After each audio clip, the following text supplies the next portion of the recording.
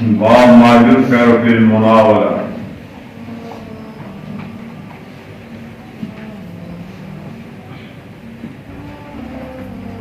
Novel يناول مناولة مصدر ہے بعد مفعلت کا.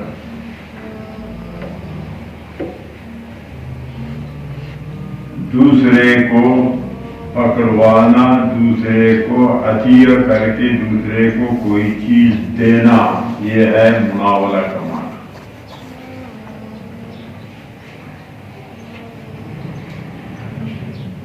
کہ کوئی محدث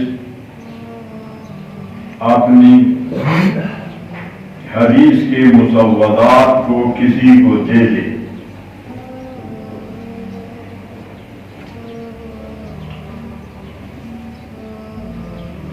اور اس کو کہے کہ تمہیں روایت کرنے کی میری طرف سے اجازت ہے، تو اس کو کہتے ہیں مناولہ مقرون بالاجازت.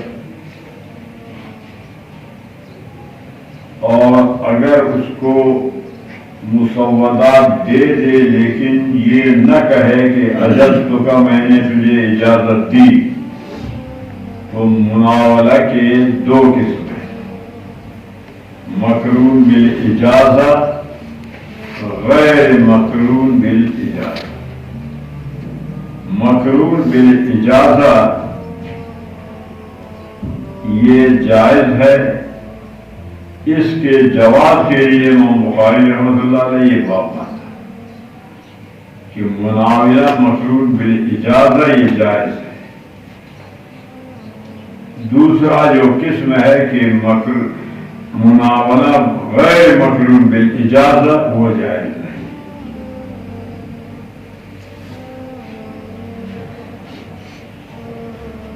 تو مناولہ کے دو قسم. پہلا قسم مقرون بالاجازت، اس کی جواز کے لیے اس باب کو قائم کیا. اس باب قائم کرنے سے امام بخاری کا غرض رحمہ اللہ کا کہ مناولہ جائز. ایک وہ کتاب اہل العلم بالعلم الى البلدان،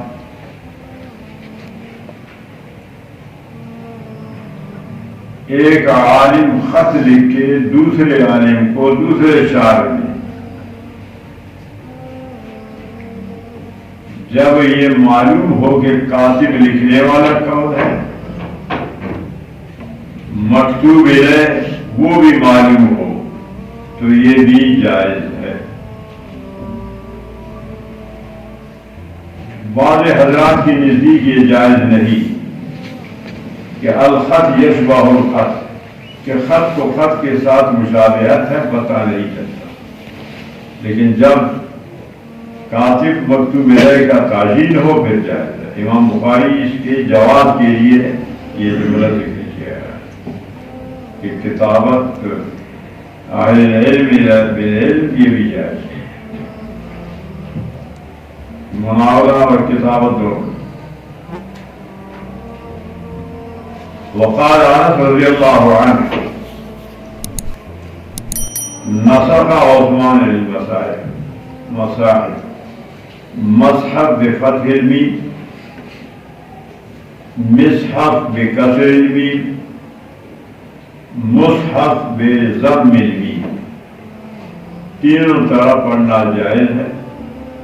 لیکن مصحف بالفتح یہ زیادہ اشہر، افصح، زیادہ اولا ہے.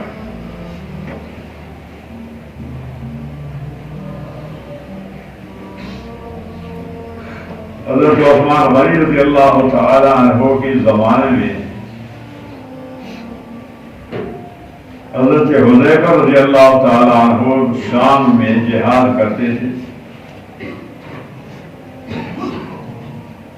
عثمان غنی سے مطالبہ کیا کہ خطرہ ہے کہ یہ مختلف قراتوں میں قرآن کریم پڑھا جاتا ہے، تو خطرہ ہے کہ لوگوں میں اختلاف پیدا ہو، امت میں اختلاف. تو آپ کے مطالبہ پر عثمان غنی رضی اللہ تعالی عنہ نے صرف ایک قرات سے قریش پر قرآن کریم کو لکھ کر کے پائبند کیا، باقی جو پہلے 7 لغتوں میں پڑھنے کی اجازت تھی ان کو منع کر۔ 7 لغتوں میں سے ابھی صرف ایک قریش کی لغت پر قرآن کریم کو لکھا اور اس کو پائبند کیا۔ جو آج بھی قرآن موجود ہے تو وہی عثمان غنی رضی اللہ تعالیٰ عنہ کے مصحف کے نقش۔ تو چونکہ عامر سے حضرت عثمان غنی رضی اللہ، اسی لیے آپ کی طرف لکھنے کا نسبت کیا نسخ۔ عثمان غنی رضی اللہ عنہ نے خود تو نہیں لکھا، زید بن ثابت رضی اللہ تعالی عنہ 4 صحابہ کو مقرر فرمایا قرآن کریم لکھنے کے لیے۔ جو نسخہ حضرت حفصہ کے پاس تھی اس کو طلب کیا اور 7 نسخہ قرآن کریم کا لکھوایا، پھر وہ امانت حضرت حفصہ کا واپس ان کو کر دیجیے۔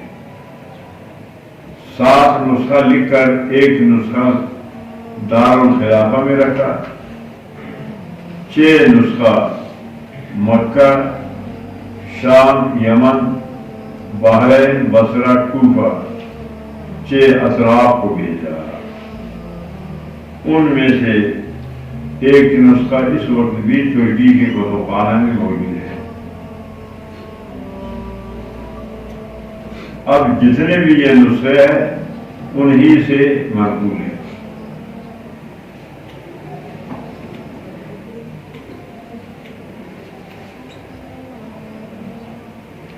تو نسخ لکھوایا حضرت عثمان غنی رضی اللہ تعالیٰ عنہ نے 7 مصحف، فبعث بها، پس ان کو بھیجا آفاق دوسرے اثرات۔ آفاق سے مراد مکہ، شام، یمن، بحرین، کوفہ، تو انہی سے پھر نقل کر کے پورے دنیا میں قرآن کریم پھیلی ہے۔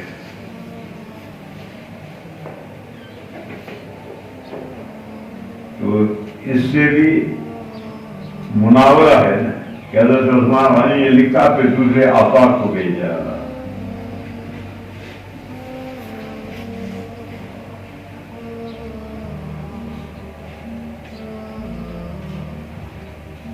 ورا عبداللہ بن عمر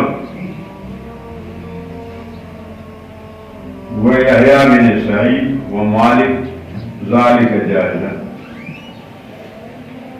یہ حضرات بھی کسی کو جائز سمجھتے ہیں کہ کسی کو کوئی چیز حوالہ کرے اس کو اجازت دے۔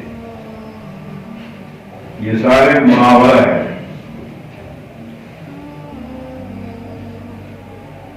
واحتج بعض اہل حجاز فی المناورہ، اس بات سے مراد امام بخاری کا استاد حمیدی مراد ہے۔ استدلال کیا ہے بعض اہل حجاز یعنی حمیدی، حجاز کہتے ہیں مکہ، مدینہ اور یمن، یا یمن نہ یمامہ، مکہ، مدینہ، یمامہ، اس کو حجاز کہتے ہیں۔ بعض حضرات کہتے ہیں کہ غور اور نجد کے درمیان، نجد جو اونچی زمین ہے، غور جو نیچی ہے، اس کے درمیان، لیکن صحیح یہی ہے کہ مکہ، مدینہ، یمامہ یہ ہے حجاز۔ تو یہاں بات سے مراد حمیدی کی یہ مکی ہے۔ حمیدی نے استدلال کیا مناولہ میں بے حدیث نبی صلی اللہ علیہ وسلم، نبی علیہ السلام کے ایک حدیث سے استدلال کیا۔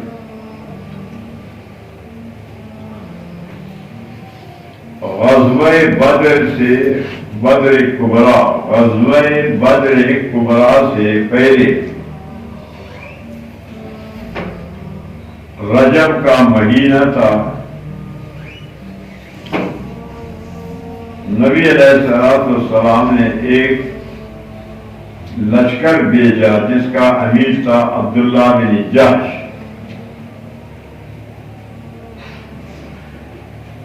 قریش کے قافلہ کو پکڑنے کے لیے. ایک خط لکھا، فرمایا کہ مدینے میں اس خط کو نہ کھولنا نہ پڑھنا، 2 دن کے سفر کے بعد پھر اس خط کو کھول کر کے پڑھنا، کہ مدینے میں منافق ہیں، پھر یہ آپ کے دشمن کو آپ کے احوال کا اطلاع دیں گے، آپ کے پروگرام سے ان کو خبر دیں گے.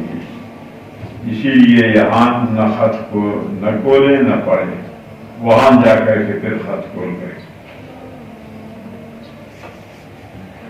تو یہ بھی مناورہ ہے کہ خط کو نبی علیہ السلام نے لکھ کر کے اس کا حوالہ کیا، نہ پڑھ کر اس کو سنایا، نہ اس نے پڑھ کر نبی علیہ السلام کو سنایا.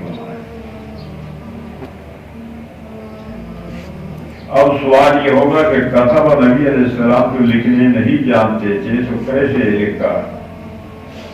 اس کا جواب یہ ہے کہ آپ عامر تھے، دوسروں سے لکھوایا، عامر ہونے کی وجہ سے آپ کی طرف نسبت کی گئی. ایک کمزور جواب یہ بھی ہے کہ نبی علیہ السلام لکھنا جانتے تھے لیکن صحیح لکھنا نہیں جانتے. یہ کمزور جواب، وہی جواب صحیح کہ عامر تھے. امیر سریت کہ سریت 400 کے تعداد کو کہتے. یہ پہلے مغازی کے ابتدا میں آپ پڑھتے. امیر سریت اس کا نام تھا عبداللہ بن جحش. عبداللہ بن جحش حضرت زینب بنت جحش کا یہ بھائی تھا. کتب کتاباً مفعول مطلق، مفعول بھی.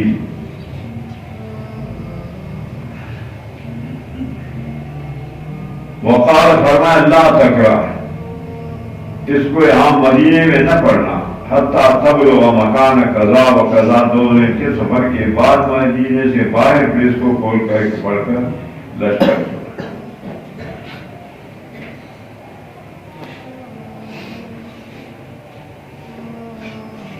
تو یہ مناورہ ہے کہ نہ نبی علیہ السلام نے اس کو پڑھ کر سنایا، نہ امیر سریہ نے پڑھ کر نبی علیہ السلام کو سنایا. فلما بلغ ذلك المقام، جب اس مقام کو پہنچے، یہ سنہ ہجری 2 کا واقعہ ہے، رجب کا مہینہ کا، کہ رجب کے مہینے کے پہلی تاریخ یہ سریہ وہاں عمر بن حضرمی کو قتل کیا، جو قریش میں سے.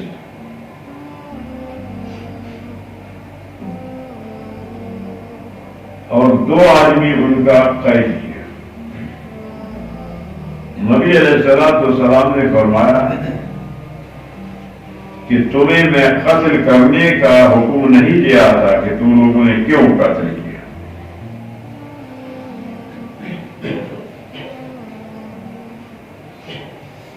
اور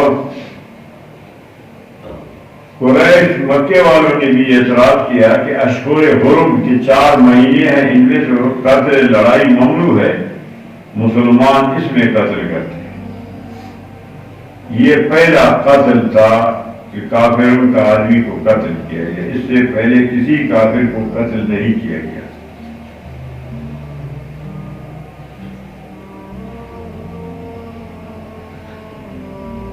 اس خط کو عبداللہ بن جحش نے پڑھ کر لشکر کو سنایا، اور اخبرہم، نبی علیہ السلام نے جس غرض کے لیے ان کو بھیجا تھا وہ غرض ان کو پڑھ کر بتایا.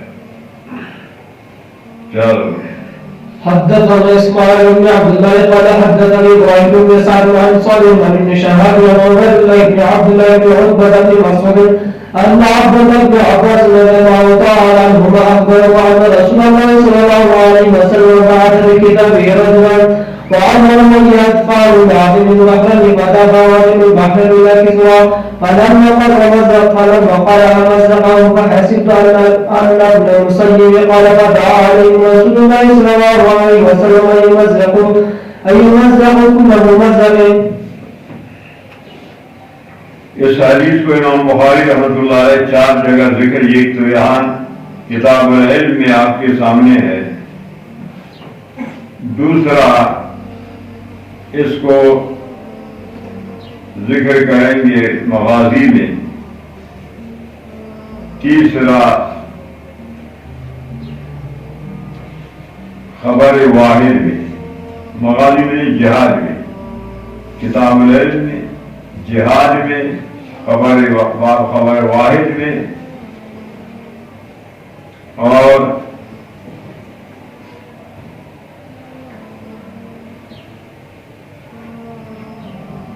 کتاب العلم مغازی خبر واحد جہاد، 4 جگہ.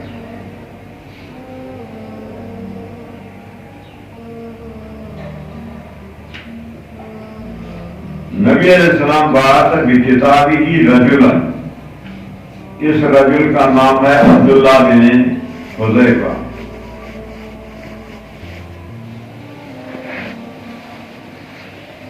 بعث رجلا عبداللہ بن حذیفہ کو بھیجا، وامرہ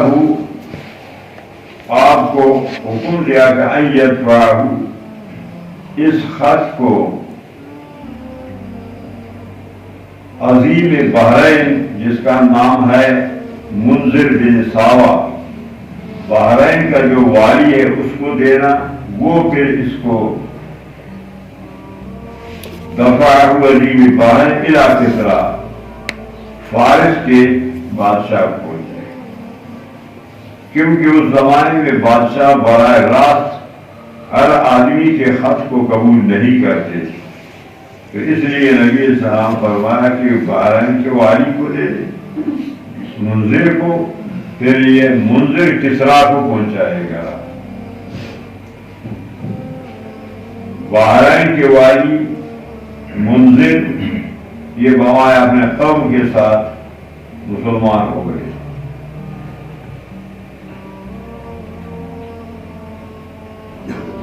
کسریٰ فارس کے بادشاہ کا لقب ہے، فارس کے ہر بادشاہ کا لقب کسریٰ ہے، جس طرح کے روم کے ہر بادشاہ کا لقب قیصر ہے. اس زمانے میں یہی 2 بڑی سلطنتیں تھیں، فارس اور روم. جب یہ خط کسریٰ کو دیا گیا، اس وقت جو بادشاہ تھا اس کا نام تھا پرویز، کسریٰ لقب نام پرویز. آواز آ رہی ہے یعنی نزدیک ہے کچھ. تو پرویز فارس کا بادشاہ تھا. جب اس کو خط دیا گیا، فلما قرأہ مزقہ، خط کو پڑھ کر اس کو ٹکڑا ٹکڑا کر دیا. خط کی توہین کی، بے حرمتی.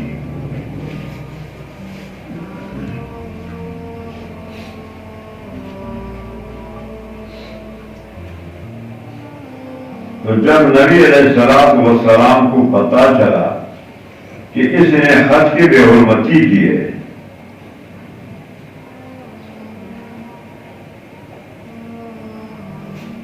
فدعا علیہ، نبی علیہ السلام نے بدعا کی،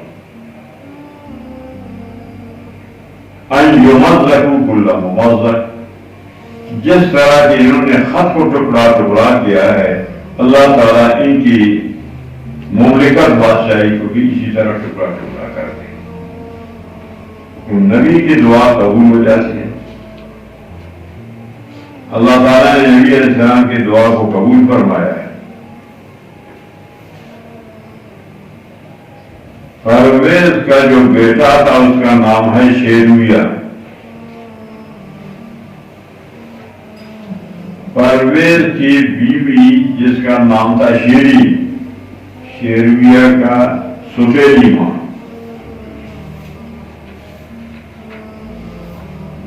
شیرویہ اس پر عاشق ہو گیا، اپنے باپ پرویز کو قتل کیا اس کے بیوی کو حاصل کرنے کے لیے۔ جب شیرین کو پتہ چلا تو وہ خودکشی کیا۔ شیرویہ باپ کے کمرے میں جب داخل ہو گیا تو وہاں ایک شیشی ملی اس کو جس پر لکھا ہوا تھا پورا مکبی بات، تو وہ مکبی تھے اس میں زہر پی لیا، وہ بھی ختم کر۔ تو اس طرح نبی علیہ السلام کی بددعا کی وجہ سے یہ سارے ختم ہو گئے۔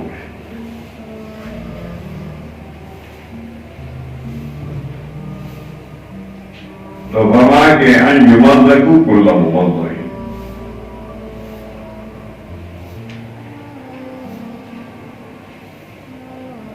چلو آگے۔ حدثنا محمد بن مقاتل ابو الحسن قال حدثنا عبد الله قال اخبرنا شعبة عن قتادة عن انس بن مالك رضي الله تعالى عنه قال كتب النبي صلى الله عليه وسلم كتابا اراد ان يكتب فقير رجل لا فهو كتاب الا مكتوبا فاتقوا خاتم الفرد مقصود محمد رسول الله صلى الله عليه وسلم جعل يوم الى بياضه في يده فقل لقتادة من قال نقشه محمد رسول الله قال انس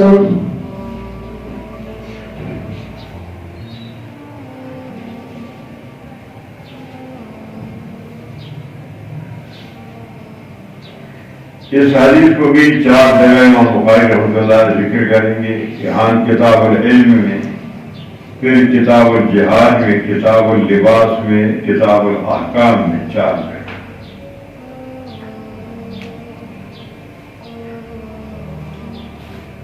حضرت جانت فرماتے کتب نبی علیہ السلام نے لکھا کتاب، او اراد، یہ راوی کو شک ہے، کتاب لکھا یا قرات لکھنے کا ارادہ فرمایا۔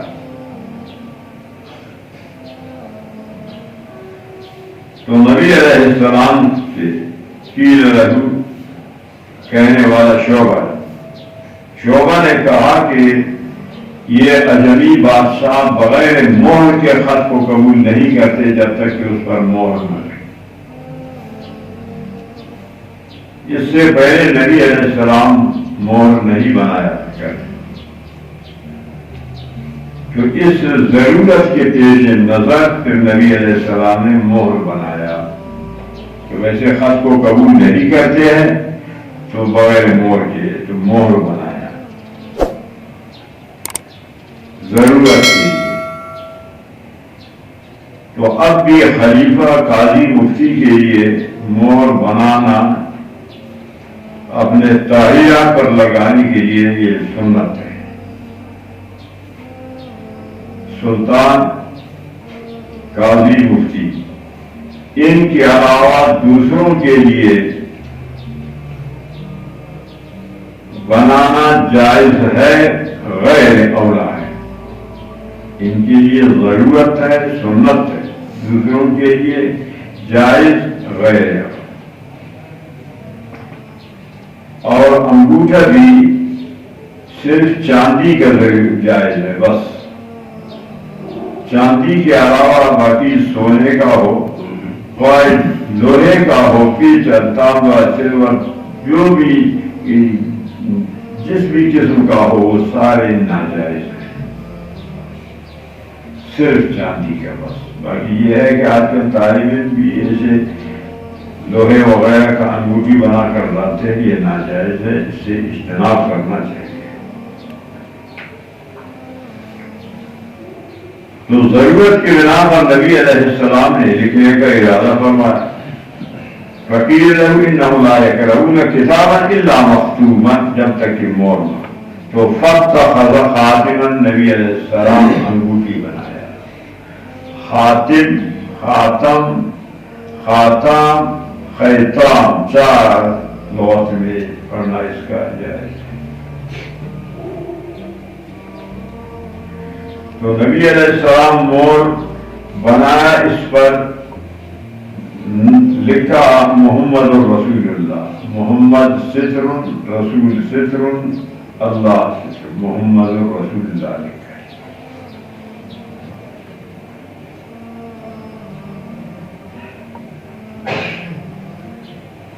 صدیق اکبر رضی اللہ تعالی عنہ جب مہر بنایا اس پر لکھا اللہ القادر۔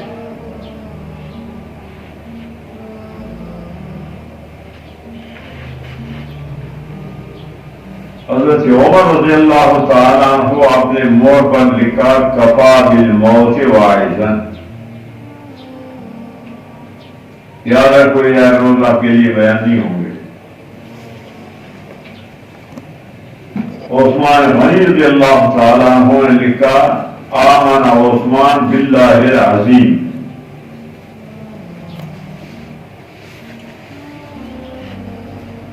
حضرت علی رضی اللہ تعالیٰ عنہ آپ نے انگوٹھی کے مہر پر لکھا اللہ الملک۔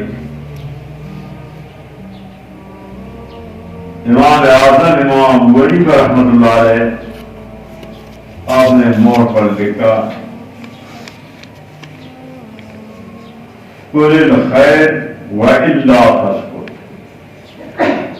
نیکی کی بات کر، دین کی بات کر، وگر نہ خاموش ہے۔ فضول بات کرنے سے اپنے کو روک لیجیے، بات ہو تو دین کی بات ہو، نیکی کی بات ہو، فضول بات کرنا ممنوع ہے۔ قل الخیر وإلا بات سمجھ میں۔ نبی علیہ السلام کا یہ جو مہر تھا صدیق اکبر کے زمانے میں، پھر فاروق اعظم، عثمان غنی رضی اللہ تعالی عنہ کے آج خلافت میں 20 میں یہ انگوٹھی گر گئی، اللہ کیا گیا نہیں ملا۔ پھر اس کے بعد فتنے شروع ہو گئے اس انگوٹھی۔ اب یہاں یہ مسئلہ سمجھنا چاہیے کہ آپ اگر انگوٹھی بنائیں گے تو اس پر محمد رسول اللہ لکھنا آپ کے لیے جائز ہے یا نہیں؟ کہ آپ کہیں چلو میں انگوٹھی بناتا ہوں محمد رسول اللہ اس پر لکھنا، کیا آپ سمجھیں گے اس میں زیادہ ثواب ہے؟ شرح بخاری میں لکھا ہے کہ دوسروں کے لیے جائز نہیں، محمد رسول اللہ یہ صرف نبی علیہ السلام کے لیے خاص ہے، آپ کی خاصیت ہے، آپ کے لیے جائز، دوسروں کے لیے جائز نہیں، کیونکہ ہر ایک لکھے اس پر محمد رسول اللہ پھر دوسرے بادشاہوں کو بھیجے تو وہ سمجھیں گے کہ یہ نبی کی مہر ہے، سمجھا؟ تو لوگوں کو موالسہ میں ڈال دیں گے، اس لیے یہ ممنوع ہے۔ اگر یہ جائز ہوتا تو خلفائے راشدین آپ نے انگوٹھیوں پر اسی کو لکھتے محمد رسول اللہ، علیحدہ پھر اس پر نہ لکھتے۔ تو خلفائے راشدین کا عدم لکھنا یہ اس بات کی دلیل ہے کہ نبی کی خاصیت ہے، آپ کے لیے جائز ہے۔ یہ تو صراحتاً لکھا کہ ممنوع ہے، سمجھ آئے گا؟ بات سمجھ میں آئے گی؟ کچھ سمجھ میں آئے گا؟ تو فرمایا کہ چاندی کا نقش ہو محمد رسول اللہ، کأنی انظر الی بیاض۔ حضرت انس فرماتے ہیں کہ میں نبی علیہ السلام کے ہاتھ میں اس کی سفیدی کو دیکھ رہا تھا۔ اب یہاں سوال وارد ہوگا کہ انگوٹھی تو ہاتھ میں نہیں ڈالا جاتا، وہ تو انگلی میں ڈالا جاتا ہے. تو یہاں کیسے یدی؟ اس کا جواب یہ ہے، یہ اطلاق الکل علی الجزء سے قبیلہ سے ہے. اصابع تو جز ہے، ید کل ہے. کل بول کر کے مراد اس سے جز ہے. ہمیں بات سمجھ گئے. پھر سوال وارد ہوگا،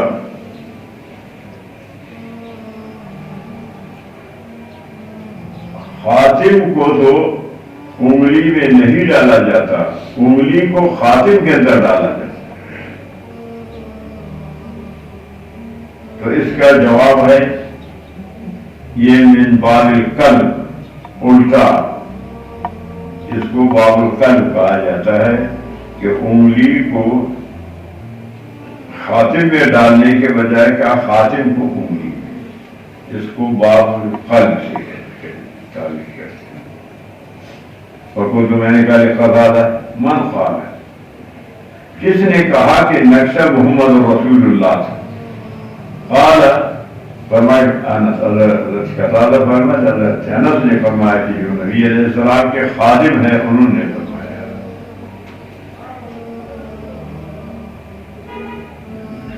اور ایک اور بھی انگوٹھی تھا نبی علیہ السلام، یہ تو مہر لگانے کے لیے محمد رسول اللہ اس پر لکھا. تفسیر کبیر میں لکھا ہے کہ نبی علیہ السلام نے ایک انگوٹھی حضرت صدیق کو دیا کہ جاؤ اس پر لکھواؤ لا الہ الا اللہ. تو صدیق اکبر رضی اللہ تعالیٰ عنہ نے نقاش کو دیا کہ اس پر لکھو لا الہ الا اللہ. اس نے لکھا لا الہ الا اللہ. صدیق اکبر نے فرمایا اس پر محمد الرسول اللہ بھی لکھا. محمد الرسول اللہ لکھا. جب انگوٹھی تیار ہو گئی تو لے آیا.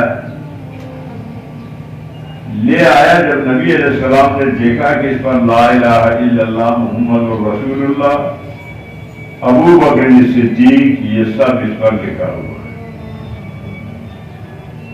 لا الہ الا اللہ بھی، محمد رسول اللہ اور ابو بکر صدیق رضی اللہ. تو نبی علیہ السلام نے فرمایا ما هذه الزوائد یا بابا، میں نے تو صرف لا الہ الا اللہ کہا، آپ نے یہ اور بھی اس میں بڑا کر کے لکھا.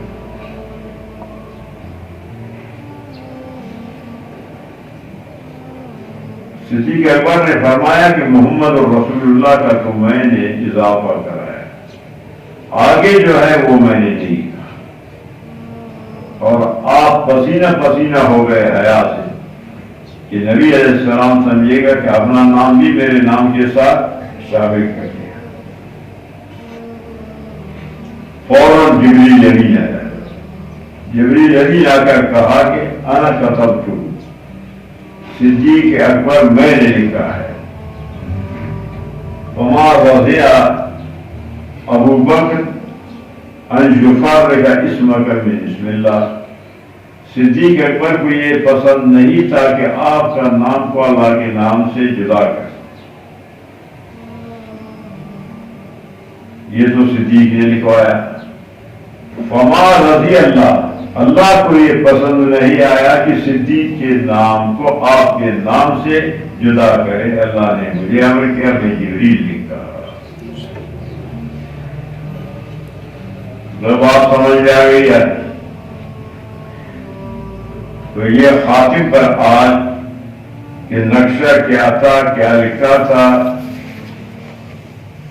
تو ہر نبی علیہ السلام سے لے کر امام اعظم امام ابو حنیفہ رحمۃ اللہ علیہ تک سارا آپ کو بتایا. پھر آپ کی مرضی ہے کہ یاد کریں گے یا نہیں کریں گے.